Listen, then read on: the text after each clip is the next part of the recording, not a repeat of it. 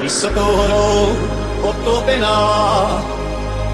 Dedinka moja spí, tam prežil som ja krásne chvíle, najkrajšie detstva sny. Tam rástol som jak jedlička, keď kvitla lúčina. Však preto ma dnes srdce bolí, keď sa s ňou lúčiť má slovenská rodná.